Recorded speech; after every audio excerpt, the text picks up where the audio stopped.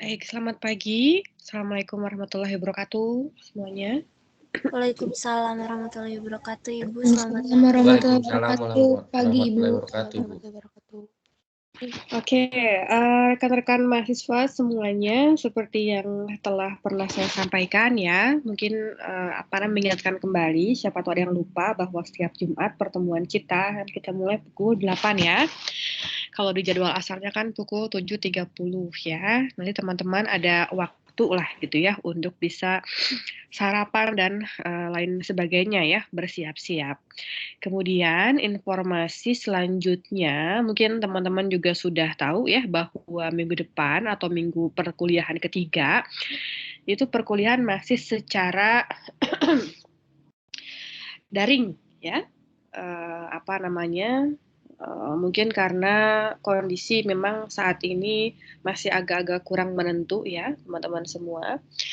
Apalagi juga saya kira mungkin ada juga dosen-dosen yang ya seperti saya misalnya ya, sedang kurang sehat dan lain-lain walaupun hasil tes swab kemarin ya negatif gitu. Tapi sekali lagi dalam rangka untuk keamanan kita semua ya, jadi perlu diputuskan tindakan antisipatif lah saya kira ya. Sekali lagi untuk menjaga kesehatan kita semua. Nah, teman-teman, sekali lagi juga saya perlu menghimbau karena ini juga arahan dari dari pimpinan, dari prodi terutama juga gitu ya, untuk selalu mengingatkan mahasiswa agar juga tidak keluar-keluar dulu dan lain sebagainya ya, karena kan kita juga perkuliahan online seperti ini juga seharusnya aktivitas yang tingkat urgensitasnya relatif rendah itu juga perlu direm gitu ya, kurang lebih ya. Oke, mohon maaf ya. Jadi seperti yang tadi saya sampaikan ya, saya juga kurang sehat. Jadi kalau agak batuk-batuk sedikit, mohon dimaklumi ya, teman-teman semua. Baik, ini adalah pertemuan kita yang kedua ya, pertemuan maksudnya untuk mata kuliah ini ya, minggu kedua, yang berarti kita akan masuk pada pengantar ya, masuk kepada materi dasar tentang etika ya, yang saya kira materi dasarnya sudah pernah saya sampaikan ya di mata kuliah dasar-dasar ilmu administrasi publik ya, sehingga saya kira pada hari ini kita tinggal mengulas saja ya, mengulang kembali sekaligus mungkin ada yang lupa dan lain sebagainya, kita bisa mengingat kembali ya.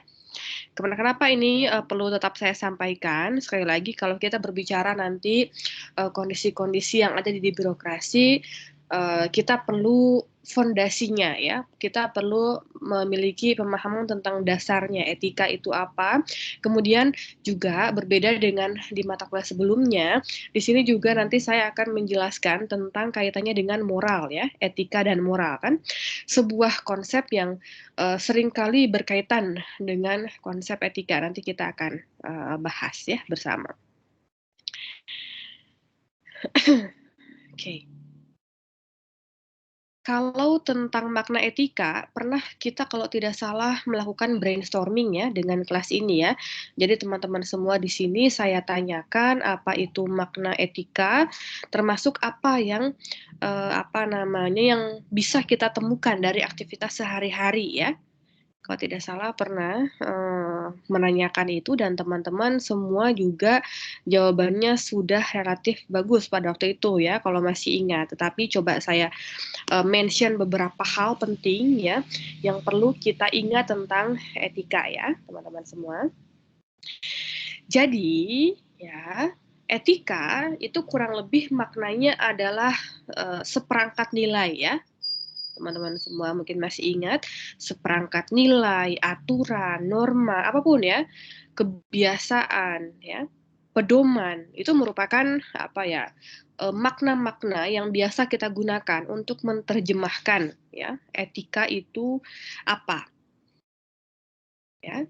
Dan mengapa etika harus ada? Teman-teman juga pasti masih ingat bahwa tadi itu ya karena ada berbagai macam persoalan yang terjadi di lingkungan ya, baik di lingkungan yang lingkupnya paling kecil sekalipun dalam lingkup keluarga bahkan sampai lingkup yang paling besar ya, lingkungan berbangsa dan bernegara.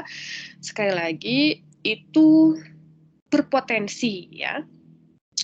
berpotensi untuk adanya konflik kepentingan di situ ya, keinginan yang berbeda-beda, mungkin ada satu pihak yang mengambil hak pihak lainnya dan lain sebagainya, dan itu merupakan konsekuensi dari kita hidup bermasyarakat ya, hidup sosial kita seperti itu.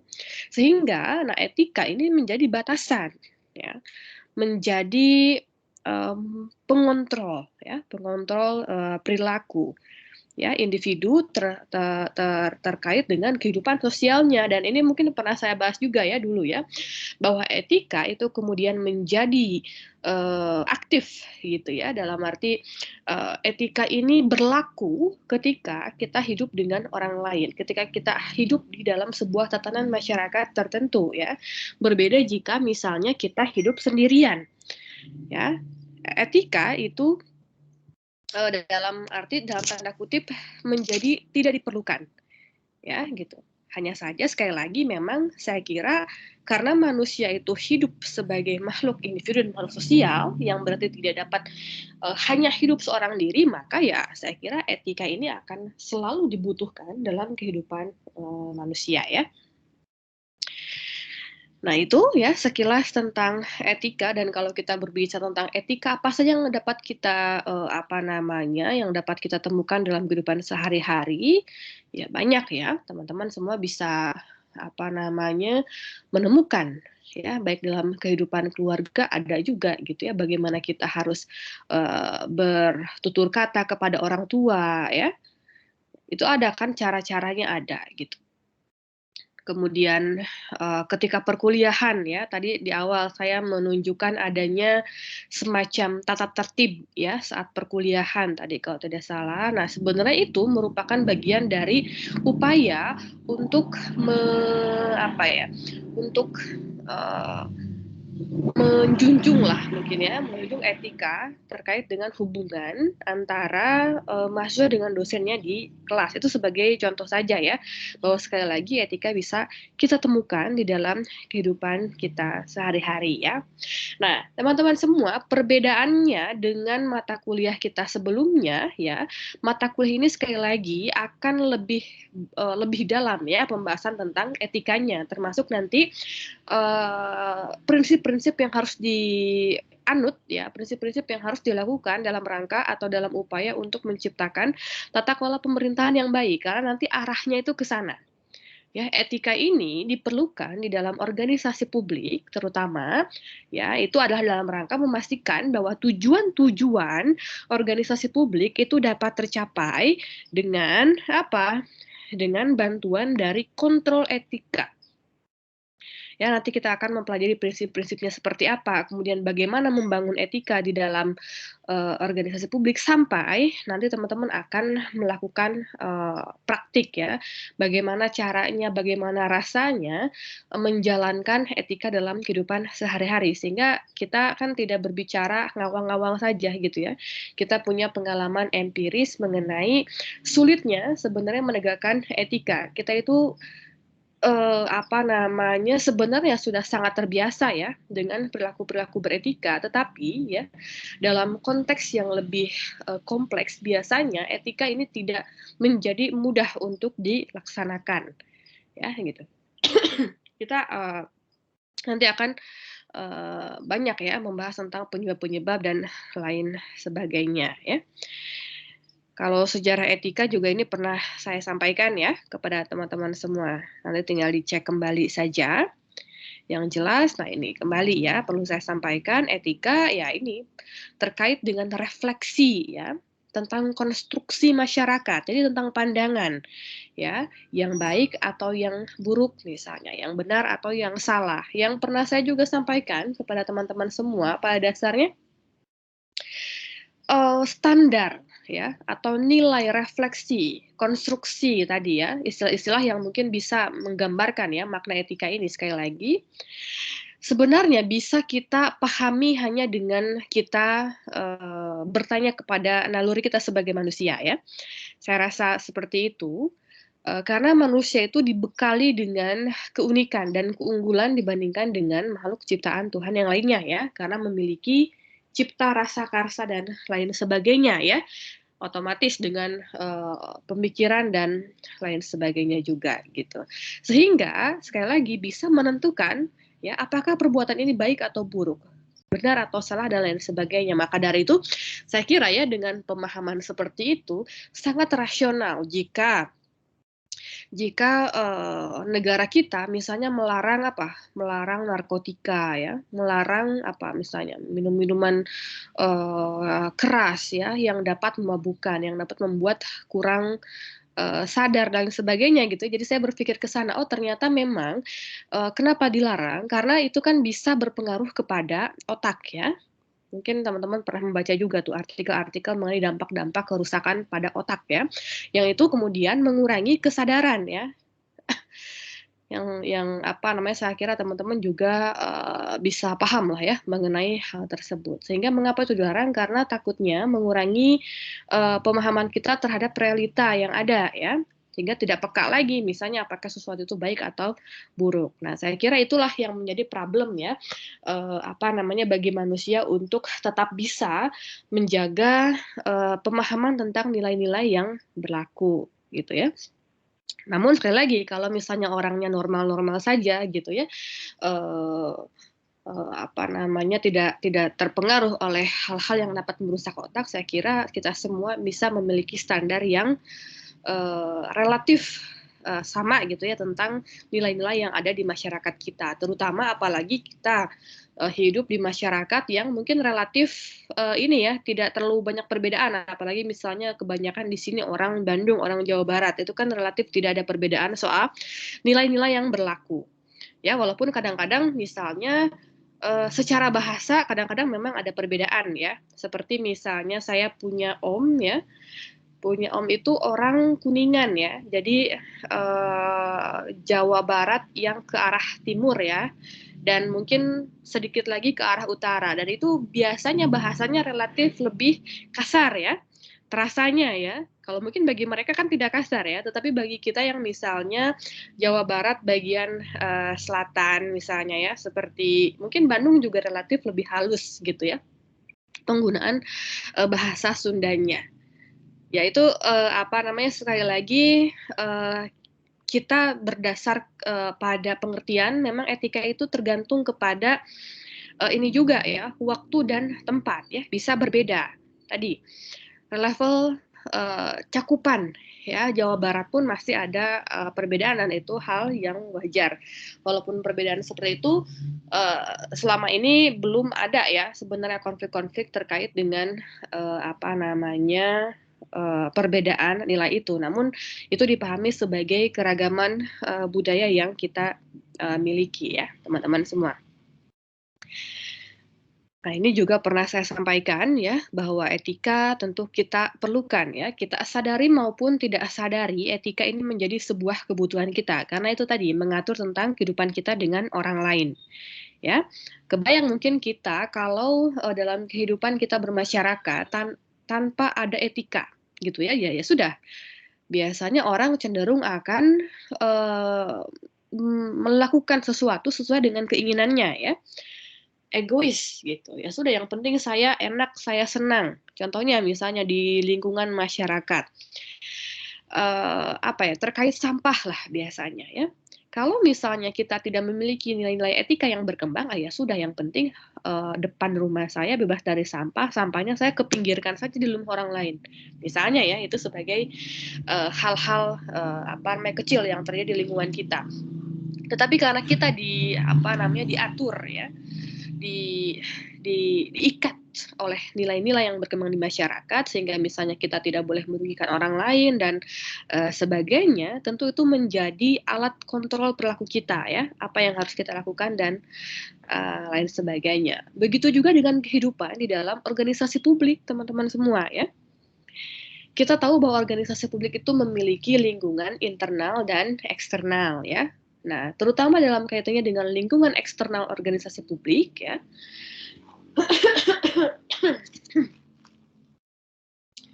Tentu ada kewajiban-kewajiban yang harus dilakukan ya oleh birokrasi.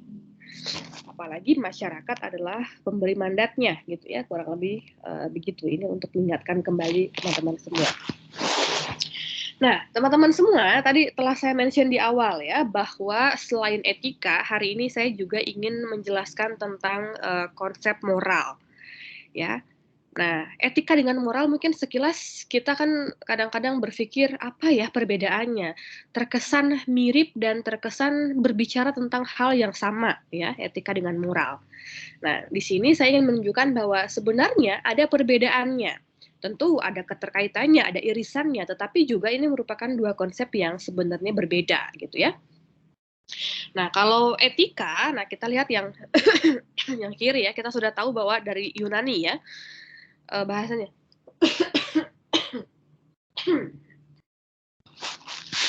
Yang artinya apa? Ya, ini memang landasan akal pikiran yang asalnya dari kebiasaan ya. Mungkin masih ingat kebiasaan. Kurang bagus ya. Ya, intinya kebiasaan lah. Nah, kalau moral itu berasal dari bahasa Latin ya, yang artinya adalah moralis, yang maknanya lebih kepada karakter ya.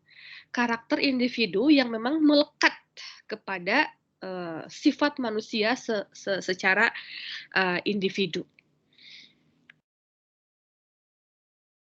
Ya.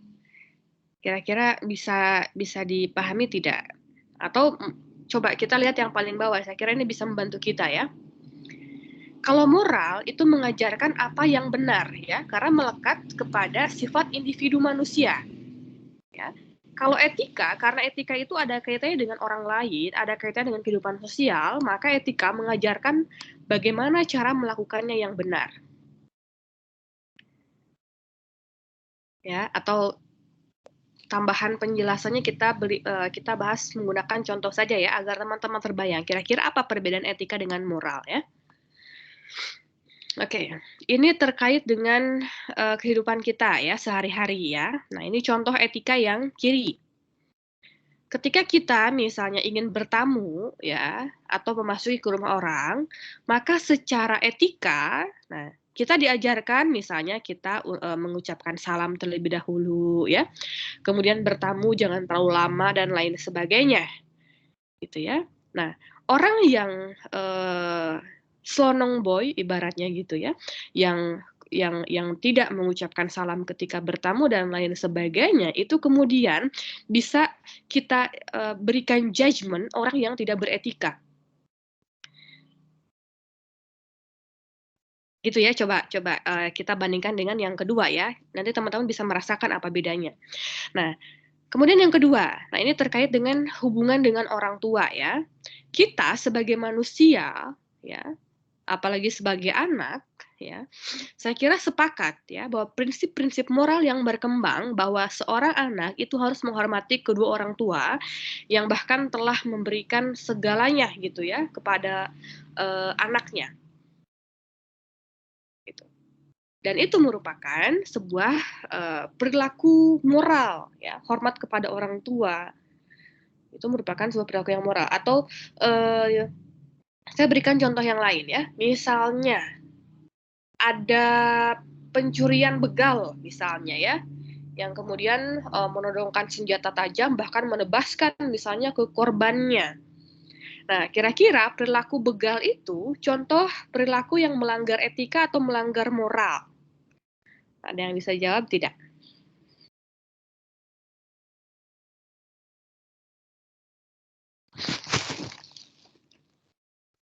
Ayo nih, Jihan. Kalau menurut itu melanggar etika, Bu. Kenapa Jihan itu melanggar etika? Kira-kira ada alasannya? Ya, soalnya kan orang lagi menggunakan jalan gitu, Bu. Dan seharusnya orang yang menggunakan jalan itu aman-aman aja gitu, Bu. Nggak dibegal gitu, Bu. Oke, oke. Ada pendapat yang lain?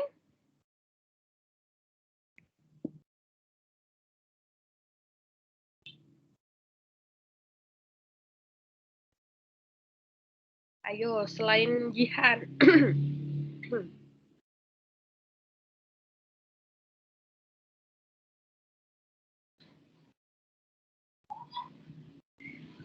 Ya Bu, menurut Dian Bu, moral.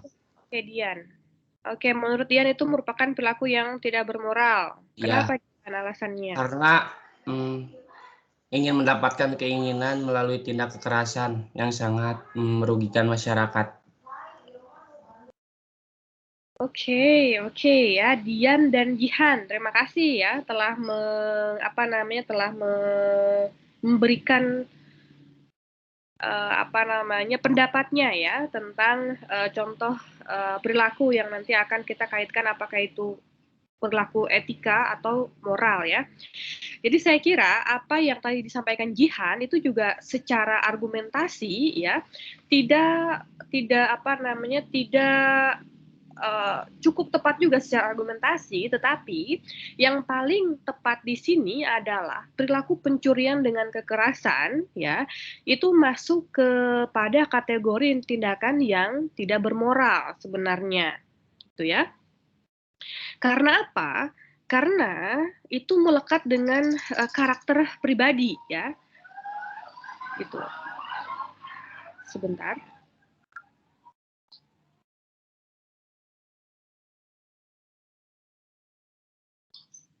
Oke, kita kembali lagi ke sini ya.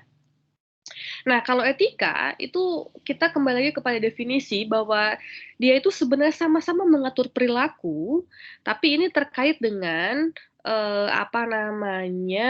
pandangan atau kebiasaan tentang baik dan buruk, dan itu biasanya mengatur hubungan antara orang yang satu dengan orang yang lainnya. Maka dari itu tadi saya berikan contoh ketika bertamu ya, kita memiliki nilai-nilai tertentu ya bagaimana cara kita bertamu di dalam kehidupan bermasyarakat. Maka kalau tidak melakukan itu ya, maka bisa disebut dengan pribadi yang tidak beretika. Atau lebih mudahnya beginilah, agar teman-teman semua memiliki pemahaman yang lebih bagus ya tentang apa itu etika dengan moral. Kalau etika, setiap pelanggarnya biasanya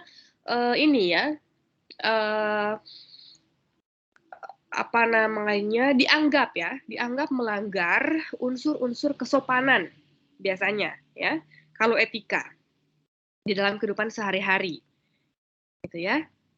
Nah, kalau moral itu biasanya sifatnya itu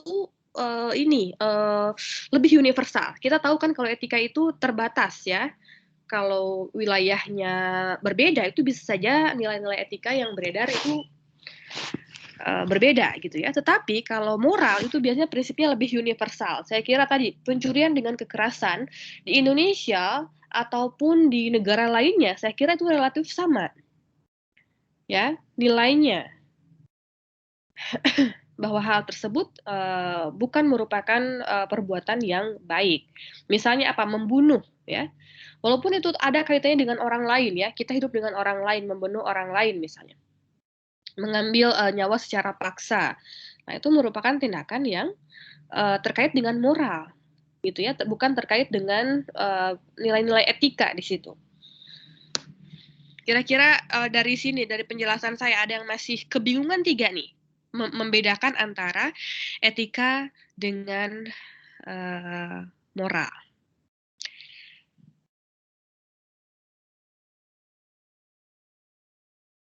Contohnya misalnya, kan pernah saya contohkan mungkin di kelas ini ya, tentang bagaimana etika mahasiswa menghubungi dosen misalnya. Ya, ada mahasiswa yang misalnya terkadang menghubungi dosen malam-malam jam 10, jam 12 misalnya. Nah, mahasiswa yang menghubungi dosen misalkan jam 12 malam, kira-kira itu mahasiswa tidak memiliki etika atau tidak memiliki moral?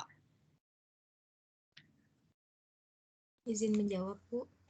Oke, ini siapa ya? Ini Firly. Diva. Siapa ya? Diva. Ya, Ibu, Firly dulu aja, Ibu. Oh, oke. Tadi tidak terlihat ya oleh saya. Tadi siapa? Firly? Iya, Bu. Oke, Firly. Menurut Firly, itu melanggar etika, Bu. Oke, kenapa Firly? Kira-kira argumentasinya bagaimana? Soalnya itu berhubungan sama unsur-unsur kesopanan, Bu. Oke ya. Oke, Firly bagus. Tadi Diva bagaimana? Ada Ya, pendapat Ibu, lain? Sama? pendapat Diva setuju sama Firly tadi, melanggar etika, soalnya walaupun itu tidak tertulis, tapi kan itu mengganggu jam istirahat dosen, seperti itu, Ibu. Oke, berarti mudah-mudahan teman-teman semua di sini sudah lebih mudah ya membedakan antara etika dengan moral. Ingat bahwa moral itu biasanya lebih melekat kepada sifat individu, sifat manusia secara individu, dan itu biasanya terkait dengan karakter ya, karakter manusia gitu. Oke. Oke, ini nanti sajalah. Baik, teman-teman semua, tentu dalam kehidupan kita sehari-hari ya, etika dengan moral ini merupakan nilai-nilai yang perlu dipegang teguh ya, selalu dipegang teguh oleh kita sebagai manusia. Karena ini juga pernah saya sampaikan kepada teman-teman semua, pada dasarnya manusia itu memiliki sifat yang atau memiliki potensi ya terhadap nilai-nilai yang sesuai dengan etika atau moral. Maka dari itu, potensi ini harus selalu terus dikembangkan ya, baik melalui proses pembiasaan, pengalaman, bahkan saya pernah sampaikan proses belajar kita seperti ini juga merupakan sebuah proses di mana kita melakukan internalisasi nilai sebenarnya ya. Jadi kita memasukkan nilai-nilai itu kepada pikiran kita yang semoga nanti ketika itu sudah masuk di pikiran kita itu akan teraktualisasikan dari perbuatan-perbuatan kita ya, dari kata-kata yang kita ucapkan. Dan seterusnya. Setidaknya, sekali lagi, kita memiliki standar nilai terkait dengan apa yang harus dilakukan dan tidak harus dilakukan. Gitu ya. Jadi pembelajaran ini mudah-mudahan sekali lagi tidak hanya berhenti pada pada berakhirnya mata kuliah ini, tetapi nilai-nilainya terus dapat dimiliki oleh kita semua ya.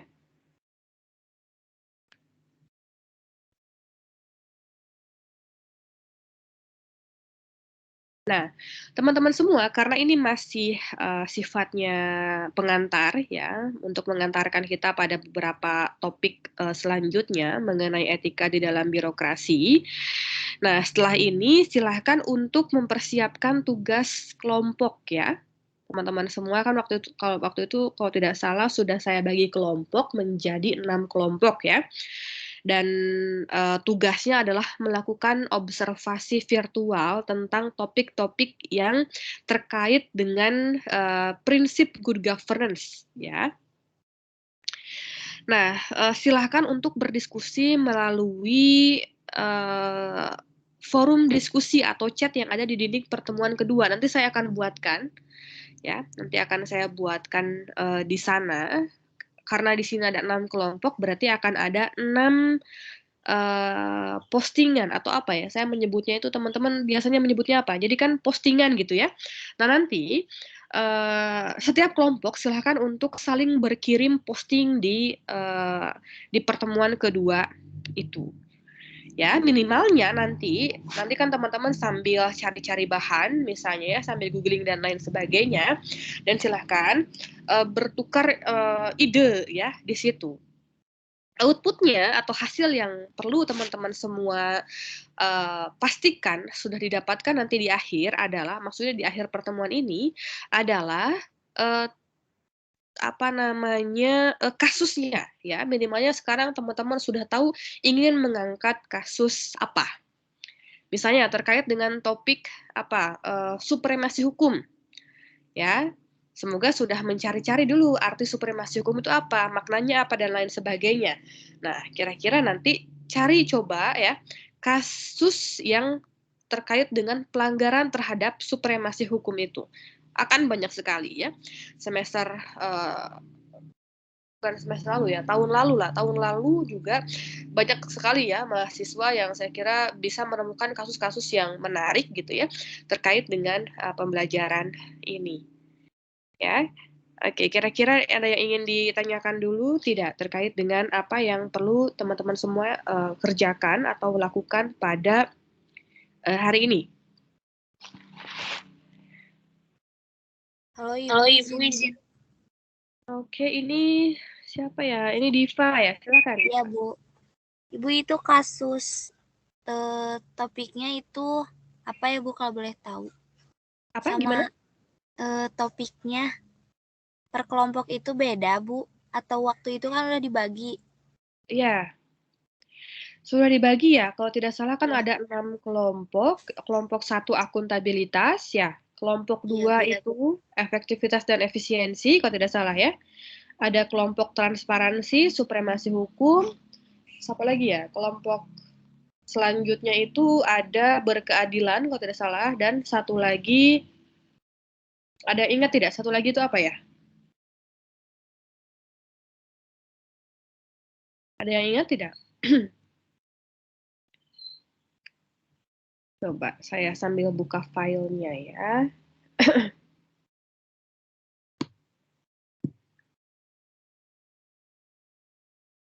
Jadi untuk pertemuan ini targetnya minimalnya sudah ada rencana kasus ya.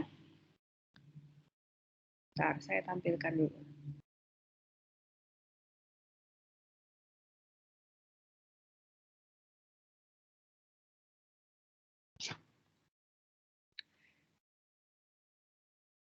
Nah, responsivitas ya. Sudah ingat ya anggota kelompoknya siapa saja? Sudah Bu. Oke, sudah ya. Jadi kasusnya itu harus terkait dengan masing-masing topik ini. Ya. Nanti silakan dicek di PPT pertemuan 1 ya untuk format tugas dan lain sebagainya. Tetapi minimalnya secara berkelompok silakan melakukan diskusi di postingan pertemuan kedua. Jadi nanti kalau kelompok 1 nanti saling berkomen rianya di postingan kelompok 1. Nanti saya akan buatkan terlebih dahulu ya. Tetapi room ini jangan dulu jangan dulu ditutup ya sebelum mencapai 50 menit. Jadi kita move sekarang ke ke forum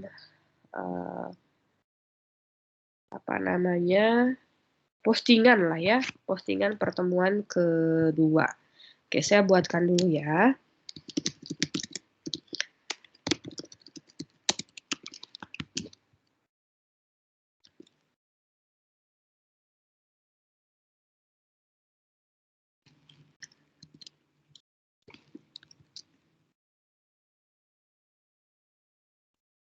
Nah, saya sudah buatkan untuk kelompok 1 ya. Nah, nanti silakan untuk saling mereply di situ bagi anggota kelompok 1 misalnya. Sekarang saya juga sudah siapkan untuk diskusi kelompok 2. Ya, bisa langsung diisi atau saling berkomentar di situ, ya.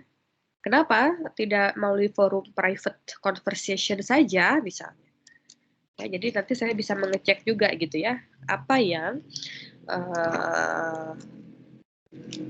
dipilih, ya. Kasus apa yang dipilih oleh masing-masing kelompok terkait dengan masing-masing topik, ya.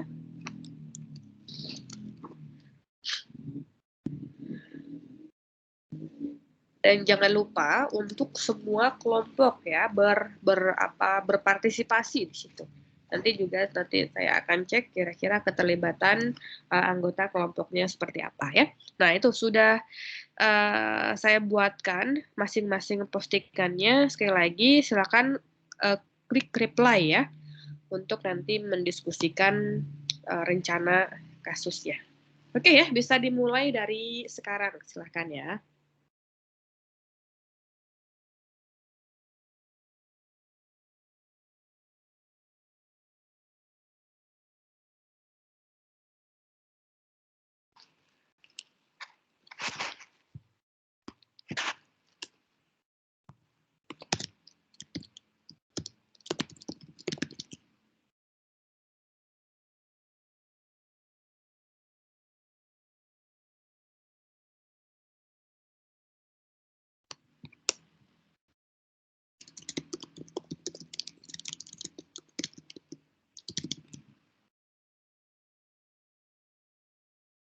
Oke, kalau misalnya ada yang ingin ditanyakan, boleh ya.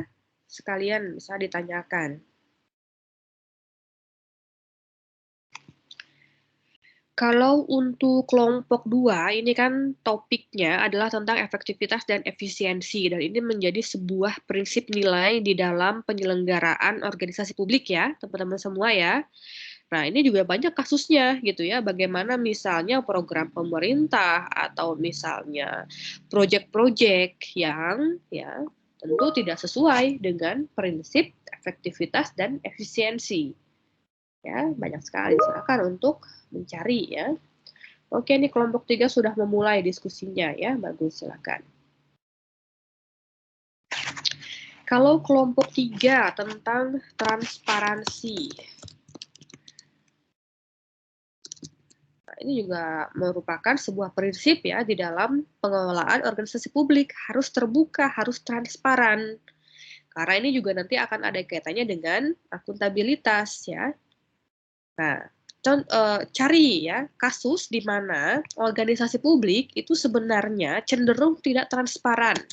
Misalnya ada yang disembunyikan dalam tanda kutip ya, tidak terbuka gitu. Kan banyak saya kira contoh kasus. Kelompok 5 juga ini ya sudah dimulai. Kelompok 5 tentang responsivitas. Nah, ini memang terkaitnya saya kira akan lebih bagus kalau membahas tentang pelayanan publik ya, di mana tentu pelayanan publik kan merupakan salah satu aktivitas yang dilakukan oleh organisasi publik ya.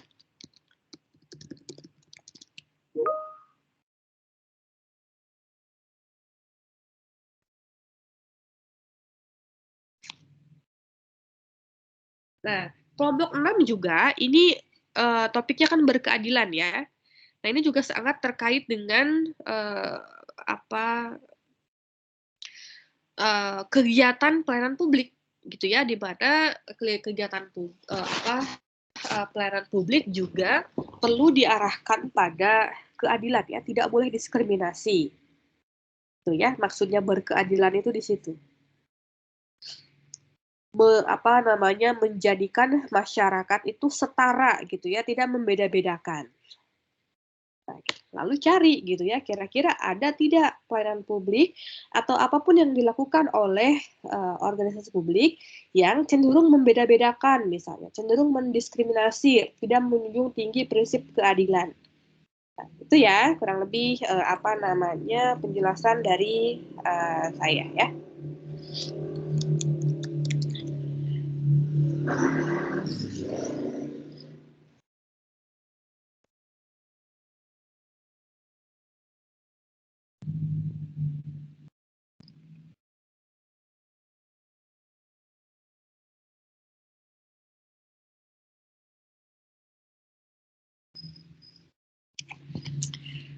nanti sekali lagi harapannya di akhir diskusinya teman-teman semua sudah bisa menentukan ya dari topik yang dimiliki oleh masing-masing kelompok ingin membahas atau ingin mengambil kasus tentang apa ya. Tentu yang harus diperhatikan adalah ketersediaan data yang ada di virtual ya, yang ada di internet. Jangan sampai misalnya kita memilih topik-topik yang bagus ya, namun isunya sangat sensitif. Kemudian data-data yang ada di internet itu menjadi sulit untuk kita temukan misalnya. Ya, tentu jangan seperti itu ya. Jadi pemilihan kasus itu perlu didasari dengan kemudahan-kemudahan dalam pencarian datanya ya.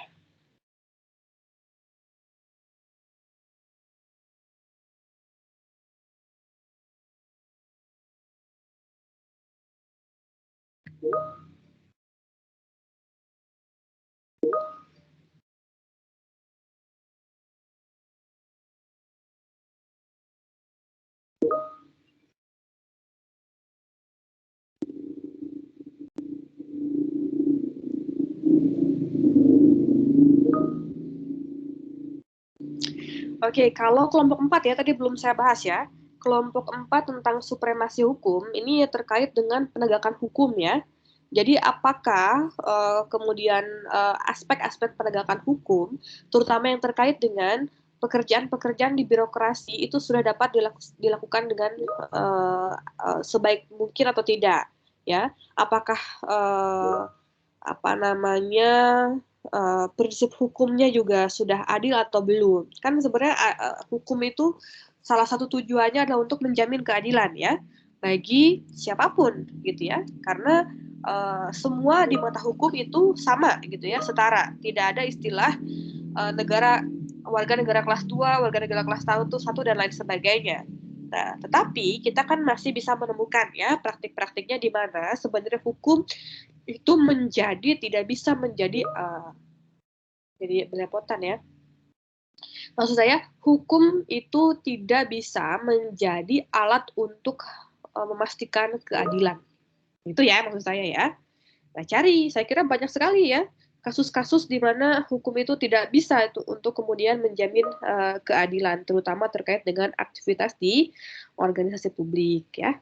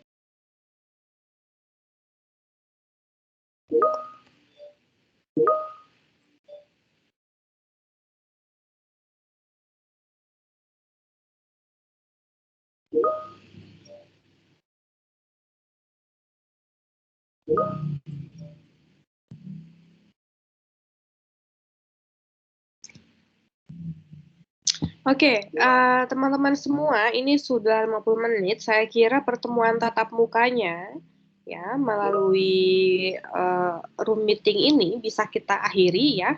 Namun kita akan lanjutkan ke forum diskusi di postingan ya, di postingan di pertemuan kedua. Jadi silakan terus dibahas, didiskusikan sampai nanti mungkin kurang lebih pukul 9.30 ya. 9.30 kita akhiri postingannya sehingga pukul 9.30 nanti harus udah ada kesimpulan ya di masing-masing postingan setiap kelompok bahwa misalnya kelompok 1 atau kelompok 2 dan seterusnya itu akan mengambil kasus apa. Nanti akan saya lihat ya. Gitu dulu ya teman-teman semua ya. Kita akan berjumpa minggu depan mudah-mudahan insya Allah ya. Semuanya sehat selalu. Saya akhiri ya. Assalamualaikum warahmatullahi wabarakatuh. Waalaikumsalam Ibu, terima kasih. Waalaikumsalam Bu, Kalau makasih. kan nanti di Waalaikumsalam Ibu, terima kasih. Salam Bu, terima kasih. Oke. Kita lanjut di forum chat. Baik Bu.